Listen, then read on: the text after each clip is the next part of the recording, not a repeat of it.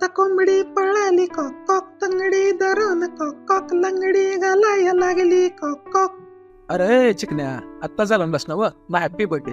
पण जरा तोंड बंद कर, का झालं गाणीच म्हणशील मी. अहो बोकडू काका, ती मला मागच्या जन्मापासूनच सवय आहे.